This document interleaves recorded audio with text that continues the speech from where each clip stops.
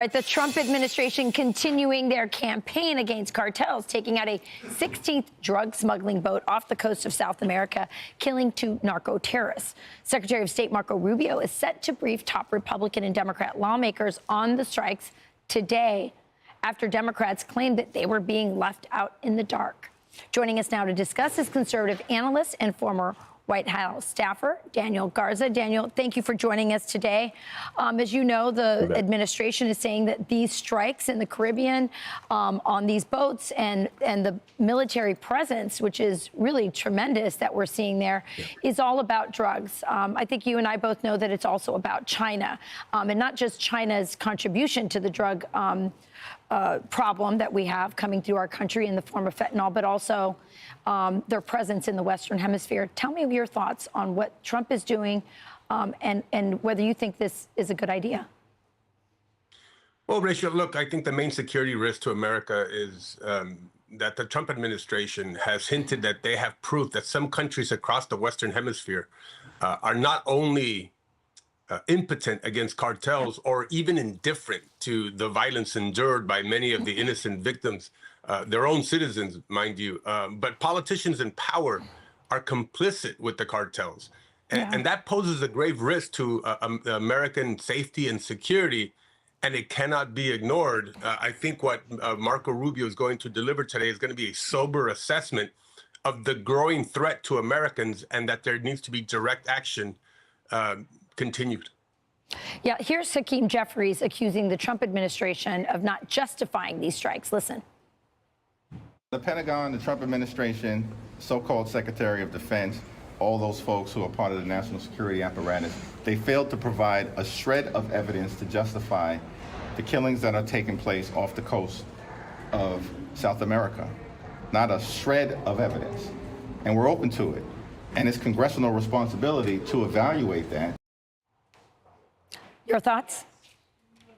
Not a shred of evidence. According to the Armed Conflict Location Report, Mexico is the second most dangerous country to live in the world. Citizens live under constant fear. My own parents live under a curfew imposed by the cartel, under a justice system that is imposed by the cartel. If you go to the cops will turn you into the cartel, and you'll suffer violence from them. There's over 30,000 reports of cartel-related violence in Mexico every year. Murders of journalists, of politicians. Just this week, Manso, mayor of Uruapan, Michoacan, was killed begging for help. This is coming to America. It is the growing arm of the cartel that is reaching into our communities now. Here in South Texas, we see it. What do? Do we just sit on our hands waiting for the cartel to take over? This is just incredible to me. Again, I don't think that Trump is going to be one of those leaders that is going to follow the approach of appeasement, like a lot of the Latin American leaders that we see, like Petro and Sheinbaum. He's going to take direct action, and it's going to be led by the military in this case, drone strikes by Peter Hegseth. And I think it's high time there needs to be direct action and a direct message sent to these cartels. Well, this is a headline from NBC News. It says that the Trump administration is planning a new mission in Mexico against the cartels, and that current and former U.S. officials are saying that, quote, the early stages of training for the potential mission, which would include ground operations inside of Mexico, has already begun. But a deployment to Mexico is not imminent. Daniel, I don't know what you think. This, to me, sounds like a very direct message to Claudia Sheinbaum, who is her own people say she's in bed with the cartels.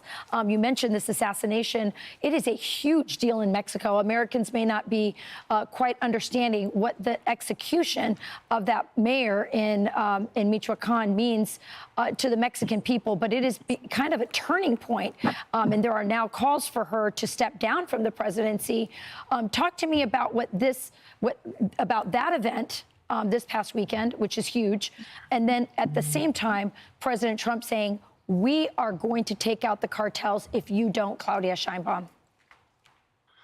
Rachel, this was a very public homicide in plain daylight in front of his family. This mayor who was taking on the cartels was murdered after begging Sheinbaum, who suffers from an incredible naivete about some willpower that somehow she thinks her party has over the cartel to control them. And then she will parrot the really just manipulated data, to show that whatever she's doing, these hugs, not bullets approach is working.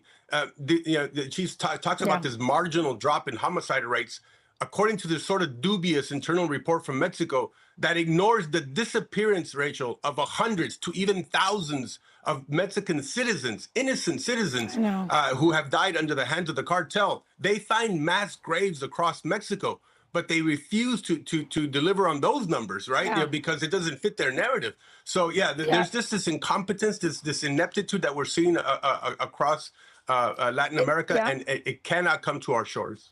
Absolutely. Mexico is a narco state. There's no question about it. Daniel Garza, thank you so much for joining us.